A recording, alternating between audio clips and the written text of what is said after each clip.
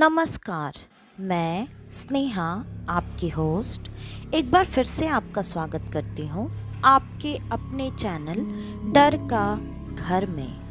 आज जो मैं कहानी आपके लिए लेकर आई हूँ, ये कहानी है सुधा और मयूर की। इन दोनों की शादी को काफ़ी वक्त निकल चुका था और ये काफ़ी वक्त से मुंबई में रह रहे थे। मयूर एक बहुत बड़ा इंजीनियर था। सब कुछ काफ़ी अच्छा चल रहा था, लेकिन अचानक से रिसेशन आने की वजह से मयूर का काम काफ़ी मंदा पड़ गया। मयूर और सुधा के 2 बच्चे थे, एक बेटा और एक बेटी। बेटा 8 साल का था और बिटिया 5 साल की। दोनों में काफ़ी प्यार और लगाव था। दोनों हमेशा एक साथ ही खेला करते और एक साथ ही रहा करते थे। भाई बड़ा था, इस वजह से वो हमेशा अपनी छोटी बहन का ख्याल रखना, उसके साथ रहना, उसे प्रोटेक्ट करना, ये चीज़ें किया करता था। जब तक ये लोग शहर में थे और मयूर का काम अच्छे से चल रहा था, तब तक तो सब कुछ अच्छा रहा। लेकिन मयूर का काम थोड़ा मंदा पड़ जाने की वजह से धीरे धीरे घर में पैसों की तंगी आने लगी और मयूर काफ़ी परेशान रहने लगा। उसे अब घर की ज़रूरत की चीज़ों के लिए भी काफ़ी हाथ पैर मारना पड़ता और मुश्किलों का सामना करना पड़ता। सुधा हमेशा यही दिलासा दिया करती कि आप चिंता मत कीजिए, जल्दी ही सब कुछ पहले की तरह या पहले से भी अच्छा हो जाएगा। आप बस आपका जो काम है वो करते रहिए। लेकिन मयूर अब धीरे धीरे इतनी मुश्किलों का सामना करते करते हारने लगा था। उसे अब कोई भी रास्ता दिखता हुआ नज़र नहीं आ रहा था।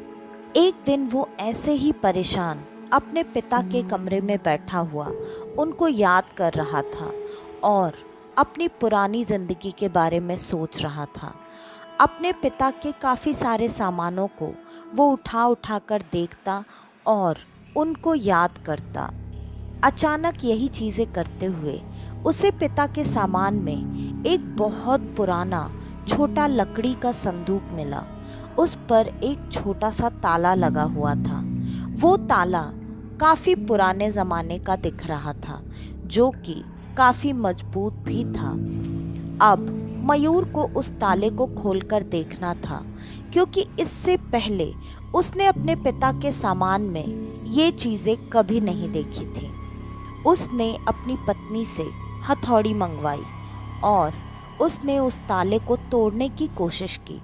काफ़ी वक्त तक उसकी कोशिशों के बाद भी वो ताला नहीं टूट रहा था।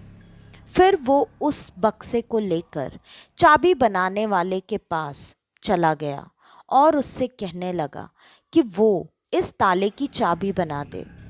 चाबी वाले ने भी कई कोशिशें की, लेकिन उसने ये बताया ये ताला काफ़ी पुराने समय का है और इसकी चाबी बनाना काफ़ी मुश्किल है। उसके लिए अलग तरह के ही औजार लगेंगे जो उसके पास नहीं है। इतना सुनकर मयूर अब उदास हो चुका था। वो उस बक्से के साथ घर पर वापस आ गया। उसने वो बक्सा वहीं सामने डाइनिंग टेबल पर रख दिया और अपनी पत्नी से बातें करने लगा। पत्नी ने ये कहा कि आप इस छोटे से बक्से के लिए इतना परेशान क्यों हो रहे हैं? आखिर इसके अंदर होगा भी क्या? मयूर ने कहा, मुझे नहीं पता, लेकिन इससे पहले ये चीज़ मैंने पापा के सामान में कभी नहीं देखी और इसमें इतना मजबूत ताला लगा हुआ है, तो ज़रूर इसमें कुछ न कुछ कीमती और ज़रूरी चीज़ ही रखी होगी। सुधा ने कहा, आप चिंता मत कीजिए, कल जाकर के 2-3 और चाबी वालों के पास पता कीजिए, कोई ना कोई तो इसकी चाबी ज़रूर बना देगा। तभी सुधा ने वो डब्बा अपने पति से मांगा ताकि वो उसे नज़दीक से देख सके। सुधा ने जैसे ही उस ताले को और डब्बे को छुआ, उसने देखा कि वो ताला तो खुला हुआ है। उसने अपने पति से कहा, अरे आप क्यों फालतू में इतना परेशान हो रहे थे? देखिए ये ताला तो खुला हुआ है, ये बस किसी तरह अटका हुआ था, मैंने हाथ लगाया और ये खुल गया। ये देखते ही मयूर काफी खुश हो गया। उसने तुरंत उस बक्से को खोलकर देखा। उसने जब उस बक्से को खोलकर देखा तो उसके अंदर उसकी पुश्तैनी हवेली के बारे में काफी कुछ लिखा हुआ था एक पेपर में, और उसी के अंदर उन 7 हवेलियों के पेपर भी रखे हुए थे। ये देखकर मयूर काफी खुश हो गया। उसने उन पेपर्स में उन हवेलियों के फोटोज भी देखे जो कि हाथ से बनाए गए थे। वो चित्रकारी इतनी खूबसूरत थी कि उसको देखकर कोई भी उन हवेलियों को देखने के लिए तुरंत ही उत्सुक हो जाता। ऐसा ही मयूर के साथ भी हुआ। उसने जैसे ही उन हवेलियों को देखा, उसने तुरंत अपना मन बना लिया कि वो एक बार जाकर उस प्रॉपर्टी को देखेगा, और अगर सब कुछ अच्छा रहा तो वो इन हवेलियों को अब होटल्स की तरह इस्तेमाल करेगा। ये बात उसने अपनी पत्नी से कही। पत्नी को भी ये विचार पसंद आया। उसने भी कहा, हाँ, इस तरह का ट्रेंड आजकल चल रहा है, और वैसे भी लोग ऐसे शांति वाले जगह पर जाकर ऐसे रॉयल ट्रीटमेंट और रॉयल जगह पर रहना, उसके लिए कितना भी अच्छा खासा पे कर सकते हैं। तो उसके लिए पहले हमें जाकर उन हवेलियों की हालत देखनी पड़ेगी कि उसके मेंटेन करने में हमें कितना पैसा लगेगा, और अगर सारी चीज़ें अच्छी रहें तो हम ये काम जल्दी से जल्दी शुरू कर सकते हैं, और अगर ये काम अच्छे से चल गया तो हमें काफ़ी मुनाफा होगा, और हो सकता है कि इसके बाद ज़िंदगी में कभी आपको और मुझे पैसे के लिए सोचने की ज़रूरत ही ना पड़े। मयूर अब काफ़ी एक्साइटेड था। उसने अगले दिन ही वहाँ पर जाने का प्रोग्राम बना लिया। पत्नी भी अपने दोनों बच्चों की, अपनी और पति की पैकिंग करने में जुट गई थी। सारी पैकिंग रात से पहले हो चुकी थी, क्योंकि सुबह सुबह ही वो लोग वहाँ के लिए निकलने वाले थे। वो जगह वहाँ से काफ़ी दूर नहीं थी। लगभग 7 से 8 घंटे में आप उन हवेलियों तक पहुँच सकते थे। सुबह सुबह ही उन सब ने एक साथ वहाँ के लिए निकल चुके थे, और कुछ घंटे बाद ही वो लोग वहाँ पर पहुँच गए। जब वो वहाँ पर पहुँचे तो उन्होंने देखा वहाँ पर एक दरबान है जो कि घर से थोड़ी दूर पर एक छोटे से घर में रह रहा था, और उसका परिवार भी वहीं रहा करता था। जब उन लोगों ने मयूर और उसके परिवार को हवेली की तरफ बढ़ते हुए देखा, तब वो अपने घर से निकलकर बाहर आ गया। उसने पूछताछ करना शुरू किया। जब उसे पता चला कि मयूर इस हवेली का मालिक है, तब उसने तुरंत मयूर और उसकी पत्नी से माफ़ी मांगी और कहा, आप लोग थोड़ी देर यहीं मेरे घर पर बैठ जाइए, मैं साफ़ सफाई जल्दी से ख़त्म करवा के आप लोगों के लिए खाने का इंतज़ाम करता हूँ। ये बात सुनते ही सुधा ने तुरंत कहा, हाँ ठीक है, आप साफ़ सफाई करवाइए, लेकिन मुझे अभी ही जाकर के सब कुछ देखना है। इस पर दरबान ने भी कहा, ठीक है मालकिन, जैसा आप सही समझें। और वो सब साथ में ही वहाँ पर पहुँच गए। हवेली के दरवाजे पर पहुँचते ही दोनों बच्चे घर के अंदर जाने से इनकार करने लगे। उन्होंने कहा, इस घर में हम नहीं जाएंगे। ये बात सुनते ही सुधा और मयूर ने बच्चों को समझाना शुरू किया, लेकिन बच्चे घर के अंदर पैर रखने को तैयार नहीं थे। खास करके छोटी बेटी बहुत ज़्यादा डर रही थी। वो बार बार हवेली के चारों तरफ नज़र घुमाकर ऐसे देख रही थी जैसे उसे वहाँ पर कोई अजीब सा डरावना सा नज़र आ रहा हो। सुधा ने कई बार अपनी बेटी को गोद में लेकर उसे समझाने की कोशिश की, लेकिन उसने अब रोना शुरू कर दिया था। इसलिए सुधा ने अपनी बेटी को गोद से उतारा ही नहीं। वो उसे वैसे ही गोद में लेकर और अपने बेटे का हाथ पकड़कर हवेली के अंदर दाखिल हो गई। हवेली के अंदर दाखिल होते ही उसकी बेटी गोद में अपने चेहरे को छुपाकर जोर जोर से रोने लगी। वो शांत होने का नाम ही नहीं ले रही थी। इस पर सुधा ने अब अपनी बेटी को थोड़ी देर के लिए हवेली से बाहर लाकर चुप कराने की कोशिश की। हवेली के बाहर आते ही थोड़ी देर में बेटी चुप हो चुकी थी। थोड़ी देर में मयूर भी उसके पास आया और उसने कहा, चिंता मत करो, जगह नई है, इस वजह से शायद ये लोग बच्चे घबरा रहे हैं, और पहले इन्होंने इतनी बड़ी जगह कभी देखी भी नहीं है। कुछ दिन में इनको भी आदत हो जाएगी। वैसे भी देखो ये हवेली कितनी खूबसूरत है। यहाँ सिर्फ और सिर्फ साफ सफाई की ज़रूरत थी, और मुझे तो नहीं लगता मेंटेनेंस में किसी चीज़ की ज़रूरत पड़ेगी। और अगर ऐसा ही रहा तो हम यहाँ पर अब जल्दी से जल्दी जो प्लान कर रहे हैं वो शुरू कर सकते हैं। इस पर सुधा ने कहा, हाँ वो सब तो ठीक है, लेकिन अगर बच्चे ही यहाँ नहीं रहना चाहेंगे तो हम कैसे रह सकते हैं। इसलिए आप देख लीजिए, आपको जो भी सही लगता है आप जल्दी से जल्दी स्टाफ या जो चीज़ें आपको अरेंज करनी है वो सब अरेंज कर लीजिए, और हम यहाँ से जाकर के अपने मुंबई वाले ही घर पर रहेंगे। आपको अगर लगता है तो टाइम टाइम पे यहाँ आकर रहना देखना वो चीज़ें आप कर सकते हैं। वहाँ पर वैसे भी उस छोटे घर में बच्चों को कोई परेशानी नहीं होती है। आपको भी पता है बच्चे अगर यहाँ रहना नहीं चाहेंगे तो मैं उनको अकेले नहीं दोनों को संभाल सकती। मयूर भी इन बातों को लेकर अग्री कर रहा था, इसलिए उसने कहा, हाँ बाबा ठीक है, तुम्हारी सब बात सही है, तुम बिल्कुल चिंता मत करो, फिलहाल तो अंदर चलो। वैसे भी उसने सफाई भी ख़त्म कर दी है और खाना भी बनाकर लगा दिया है, तो चलो जल्दी से हाथ मुंह धोकर हम चेंज कर लेते हैं और खाना खाते हैं। बच्चे तो वैसे भी सो चुके हैं, और रास्ते में हमने अभी थोड़ी देर पहले ही उन्हें खिलाया था, तो अब उन्हें उठाने की ज़रूरत नहीं है। दोनों बच्चों को ले जाकर कमरा जो उसने तैयार किया वहाँ पर उन्हें सुला दो, और फिर हम खाना खा लेते हैं। ये बात सुनते ही सुधा ने बिल्कुल वैसा ही किया, और दोनों बच्चों को सुलाकर वो दोनों खाना खाने लगे। खाना खाने के बाद अब वो दोनों उसी कमरे में बच्चों के साथ आकर बिस्तर पर लेट चुके थे। वहाँ पर लेटे लेटे दोनों अपने आगे की प्लानिंग के बारे में डिस्कस कर रहे थे, और डिस्कस करते करते उनकी बातें अब अलग तरफ जाने लगी।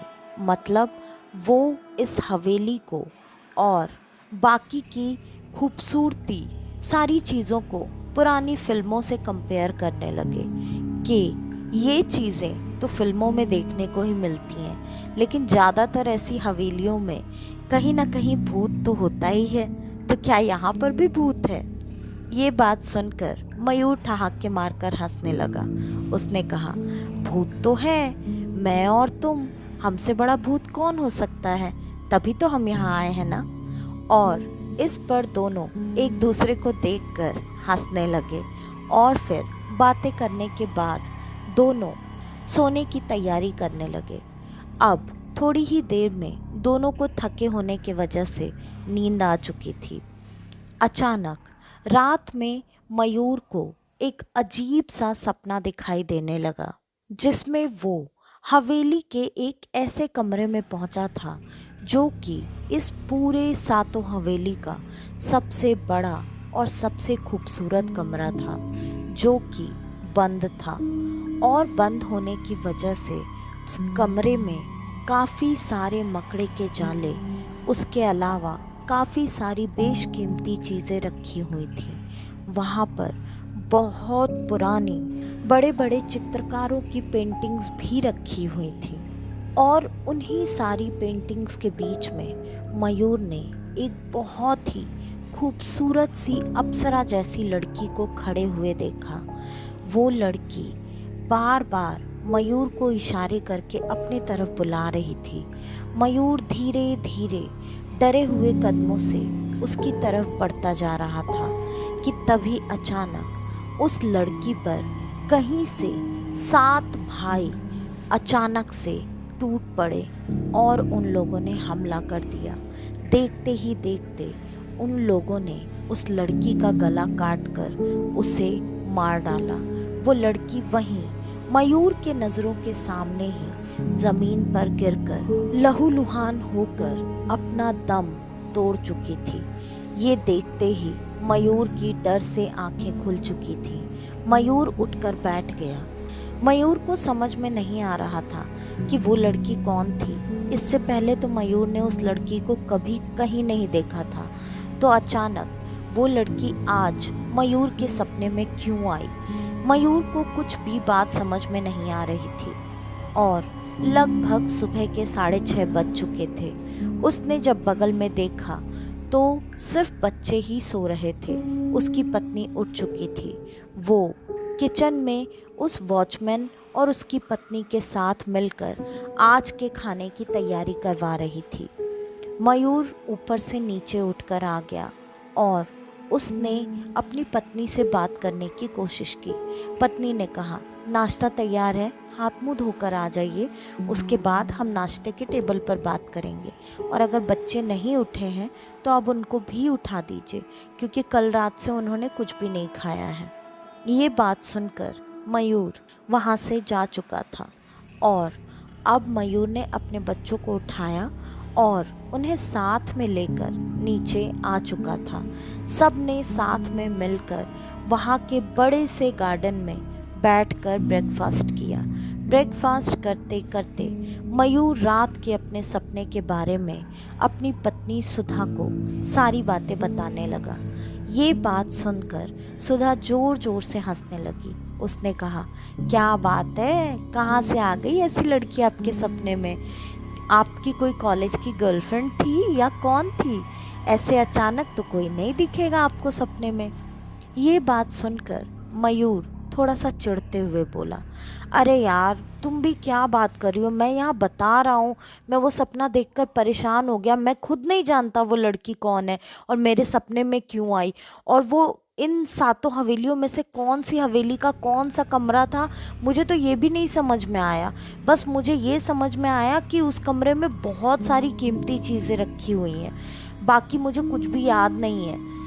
तब इस पर सुधा ने अपने पति को थोड़ा शांत कराते हुए कहा, अरे यार, आप बिल्कुल चिंता मत कीजिए, इन सपनों वपनों पे ध्यान मत दीजिए, आप अपने काम पर ध्यान दीजिए। वैसे भी आपको पता है ना, बच्चे यहाँ पर बिल्कुल नहीं रहना चाहते हैं, तो आप आज ही सारी हवेलियों को खोलकर उनकी कंडीशन भी देखिए, उनकी साफ़ सफाई भी करवाइए और धीरे धीरे जितनी जल्दी हो सकता है सारा सेटअप करवा के या तो हम यहाँ से साथ में निकल जाएंगे, या अगर 1 हफ्ते में आपका काम नहीं हुआ तो मैं बच्चों को लेकर यहाँ से चली जाऊँगी। इस पर मयूर ने कहा, हाँ हाँ ठीक है, मुझे याद है, वैसे भी अब ब्रेकफास्ट हो चुका है, बच्चे यहाँ पर खेल रहे हैं, तुम भी अभी थोड़ी देर यहीं बैठी हो, क्योंकि खाने का तो वो दोनों देख लेंगे पति पत्नी। तो मैं जाता हूँ, जाकर के सारी हवेलियों का एक राउंड लगा कर आता हूँ, फिर जैसा भी साफ़ सफाई का काम रहेगा मैं उनको बोल कर करवा लूँगा। सुधा ने कहा, हाँ ठीक है, आप जाइए। और मयूर सारी हवेलियों की चाबियाँ लेकर सब हवेलियों में चक्कर लगाने लगा। वो धीरे धीरे एक एक कमरे, एक एक मंजिलों को खोलकर देखता रहा और अचानक उसे तीसरी हवेली में घुसते ही ये एहसास होने लगा जैसे कल रात वो सपने में शायद यहीं पर आया था।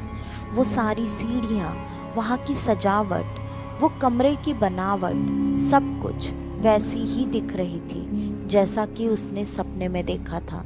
वो वहाँ से चलता हुआ आकर एक ऐसे कमरे के सामने खड़ा हुआ जिस पर एक अजीब सा बड़ा सा ताला लगा हुआ था। उस ताले पर काफ़ी सारी रक्षा सूत्र और भोलेनाथ का छोटा सा त्रिशूल भी बांध रखा गया था। ये बात मयूर को बिल्कुल समझ में नहीं आई। उसने तुरंत अपनी पत्नी को फ़ोन लगाकर नौकर को वहाँ उस तीसरी हवेली में भेजने के लिए बोला। ये बात सुनकर अब सुधा ने जाकर जैसे ही घर के नौकर को ये बात बोली, वो तीसरी हवेली में जाने के नाम से ही थोड़ा घबरा गया, लेकिन उसकी पत्नी ने इशारे से उसे कुछ ना कहने के लिए कहा और वो तीसरी हवेली की तरफ बढ़ गया। जब वो वहाँ पर पहुँचा और उसने देखा कि मयूर उसी कमरे के सामने खड़ा है, वो थोड़ी देर के लिए हड़बड़ा गया और उसने कहा, साहब आप यहाँ पर क्या कर रहे हैं? वैसे भी इन सारी हवेलियों से आपको क्या लेना देना है? ये बहुत सालों से बंद पड़ी हैं और इनकी हालत अच्छी नहीं है। इन सब की साफ सफाई करवा के आप इन सब में थोड़ी रहोगे। इस पर मयूर ने थोड़ा चिल्लाते हुए कहा, तुम अपने काम से काम रखो। ये सारी हवेलियाँ मेरी हैं। मैं इनका क्या करूँगा क्या नहीं करूँगा ये मैं देख लूँगा। तुम बताने वाले कौन होते हो? तुम बस यहाँ की साफ सफाई करो। और ये बताओ, इस दरवाजे पर ऐसे ताला त्रिशूल ये सब लगाने का क्या मतलब है? इस पर नौकर ने कहा, साहब मुझे नहीं पता, बस मैंने मेरे दादाजी से सुना था कि इस दरवाजे को कभी नहीं खोलना है। इस दरवाजे को खोला तो इन हवेलियों में वापस से मौत का वही तांडव मचेगा जो कि आज से 90 साल पहले मचा था। ये बात सुनकर मयूर ने कहा, क्या मतलब है तुम्हारा?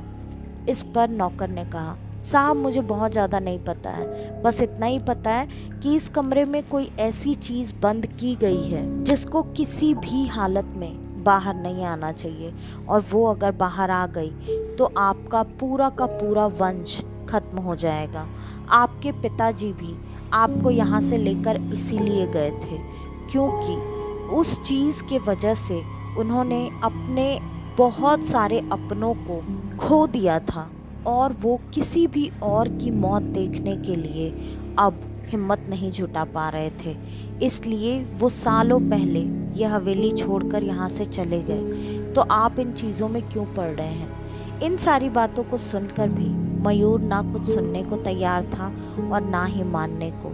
फिलहाल के लिए तो उसने उस दरवाजे को खोलने का ख्याल छोड़ दिया, लेकिन उसने बाकी की सारी हवेलियाँ खोलकर उनकी साफ सफाई करवाना शुरू कर दिया। वो सारी चीज़ें धीरे धीरे अब मयूर को इतना ज़्यादा अपने तरफ अट्रैक्ट करने लगी कि मयूर अब काफ़ी अलग तरीके से बिहेव करने लगा था। मयूर के बिहेवियर में चेंजेस बहुत जल्दी ही दिखने लगे और ये सारे चेंजेस उसकी पत्नी को बहुत आसानी से समझ में आ रहे थे, क्योंकि मयूर हर बात पर चिढ़ जाता था, गुस्सा करने लगता था और वो काफ़ी अग्रेसिव तरीके से अपनी पत्नी से बिहेव कर रहा था। ऐसा बिहेव मयूर ने इससे पहले अपनी पत्नी के साथ कभी नहीं किया था। क्या हो गया था मयूर को, ये बात खुद उसकी पत्नी समझ नहीं पा रही थी। वो दिन ब दिन जैसे जैसे उन बाकी की हवेलियों में वक्त बिताता जाता, वैसे वैसे वो वहाँ से अपनी पत्नी के पास आने को अब तैयार ही नहीं होता था। अब मयूर उस तीसरी हवेली में उस बंद कमरे के आसपास काफ़ी ज़्यादा फटकने लगा। उसे ये बात समझ में ही नहीं आ रही थी कि वहाँ उस दरवाजे को नहीं खोलना है। एक दिन अचानक मयूर को पता नहीं क्या हुआ, मयूर ने खुद ही उस दरवाजे का ताला तोड़ दिया। ये बात किसी को भी उस वक्त तक नहीं पता थी और मयूर उस दरवाजे को खोलकर जब उस दरवाजे के अंदर आया तब उसने वहाँ पर देखा, वहाँ काफ़ी सारी कीमती चीज़ें, गहने, सोने, चांदी, जवाहरात सब कुछ रखे गए थे। ऐसा लग रहा था जैसे इस सातों हवेली का बहुत बड़ा खजाना वहाँ पर छुपा कर रखा गया है। और उन सारी चीज़ों में वो पेंटिंग्स भी थी जो कि मयूर ने अपने सपने में देखी थी।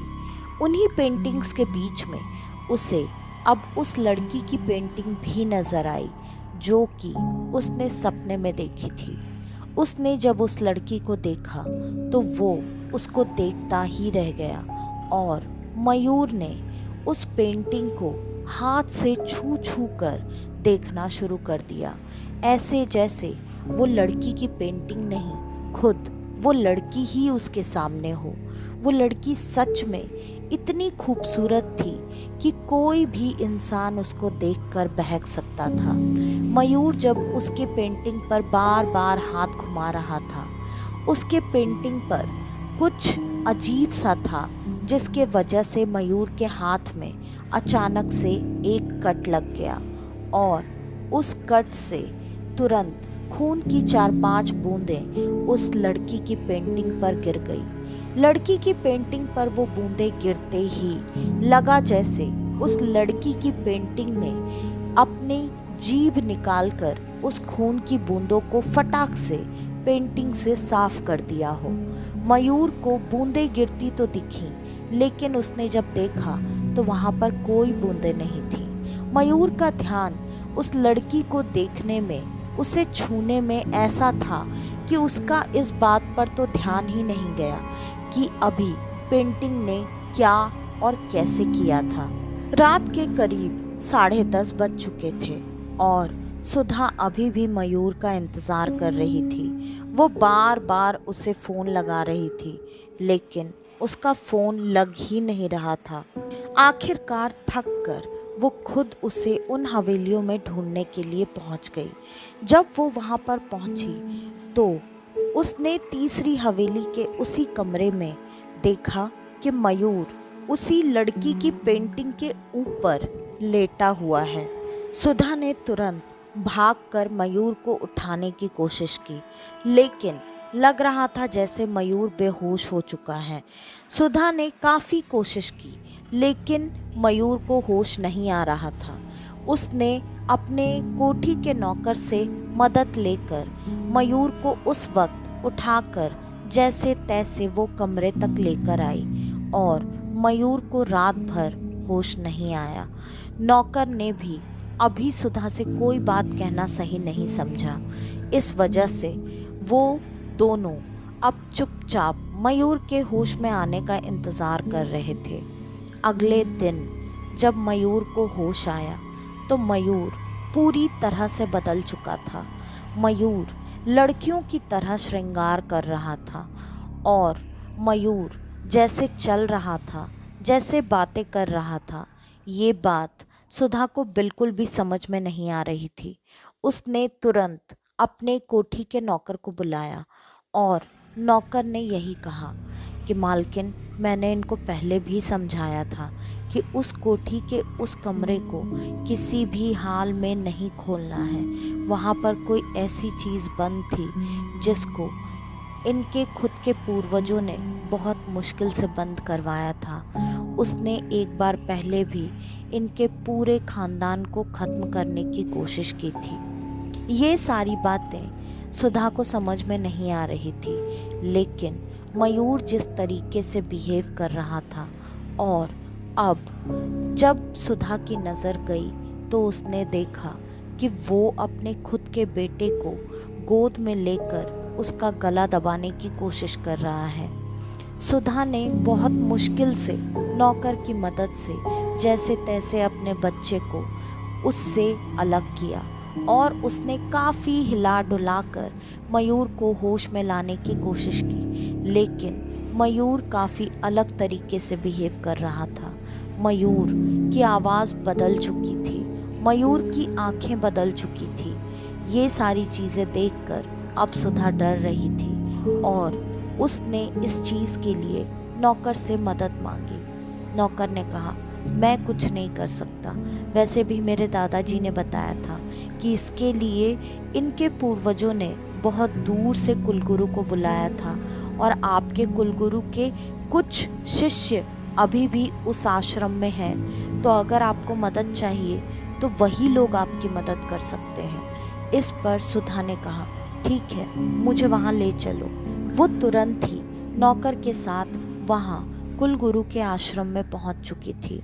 कुलगुरु के आश्रम में पहुँचते ही लगा जैसे उनके शिष्यों को ये सारी बातें पहले से पता है और उनके पहुँचते ही उन्होंने तुरंत कहा, बेटी, तुम्हारे इस बेटे को, मतलब तुम्हारे इस कुल के वंश को खतरा है, इसलिए इसे यहीं पर छोड़ दो और तुम मेरे साथ चलो।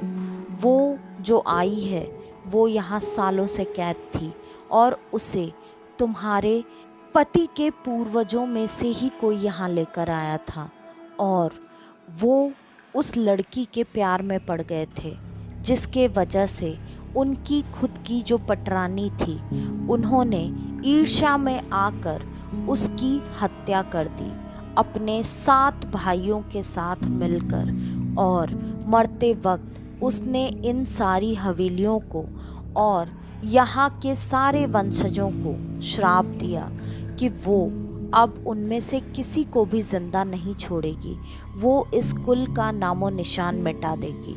और उसने यही किया। उसने इन सब में से सारे लोगों को बारी बारी मारना शुरू कर दिया।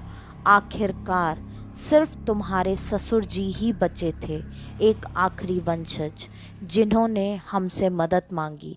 और हमारे खुद के गुरुदेव जब यहाँ आए, क्योंकि वो तपस्या के लिए कहीं दूर गए हुए थे, तब उन्होंने अपनी शक्तियों से इस डायन को उसी कमरे में, जिस कमरे में वो रहा करती थी, यहाँ इन सारी कोठियों की जायदाद और सब कुछ चीज़ें डालकर बंद किया, क्योंकि वो यहाँ इन्हीं चीज़ों के लालच में आई थी। इस वजह से उसे कैद करने में काफ़ी मुश्किलों का सामना करना पड़ा, लेकिन कुल गुरु ने अपनी शक्तियों से ये कर दिया था।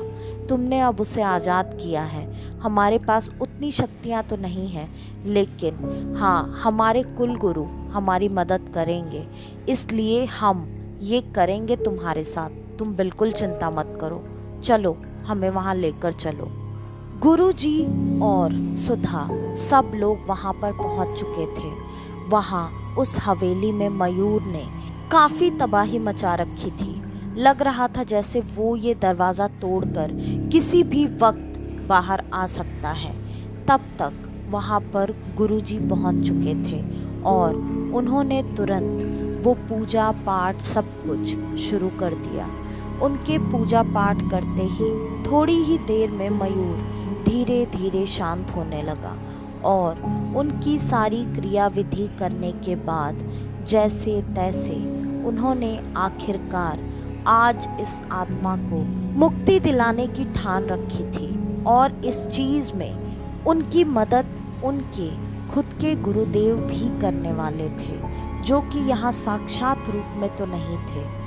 काफ़ी देर तक काफ़ी सारे मंत्रों का जाप, काफ़ी सारी पूजा विधि सब कुछ करने के बाद आखिरकार शांति हो चुकी थी। शायद उस आत्मा को मुक्ति मिल चुकी थी, लेकिन मयूर वहाँ पर बेहोश पड़ा हुआ था और वो थोड़ी देर में होश में आ गया। जब वो होश में आया तो उसे उस रात के बाद से कोई बात याद नहीं थी। ये देखकर सुधा ने पूछा कि बाबा जी ये क्या है ऐसा। गुरुजी ने बताया कि वो जब से उस आत्मा के वश में था उसे कोई बात याद नहीं है। तुम चिंता मत करो, तुम्हारा पति अब बिल्कुल ठीक है, सुरक्षित है। ये सुनकर सुधा के जान में जान आ चुकी थी और अब उसका पति ठीक हो चुका था, लेकिन फिर भी इस हादसे के बाद से वो अपने बच्चों को लेकर काफ़ी डर चुकी थी। इसलिए उसने ये फैसला किया कि जो भी काम है वो करने के लिए उसका पति यहाँ पर रुकेगा, वो नहीं। वो अपने बच्चे को लेकर दूसरे दिन ही वहाँ से मुंबई के लिए निकल चुकी थी। मयूर ने अपनी इन कोठियों में अपना मनचाहा काम करवाया। उसके बाद उनकी ज़िंदगी में ऐसी कभी कोई परेशानी नहीं आई और सच में सुधा की भगवान से मांगी हुई इच्छा की तरह मयूर और उसकी खुद की ज़िंदगी पहले से भी ज़्यादा बेहतर हो गई थी। तो आज की ये कहानी यहीं पर ख़त्म होती है। आपको हमारी आज की ये कहानी कैसी लगी हमें कमेंट करके ज़रूर बताइएगा। और अगर आपको हमारी ये कहानियाँ पसंद आती हैं तो ज़्यादा से ज़्यादा हमारी इन कहानियों को शेयर करें।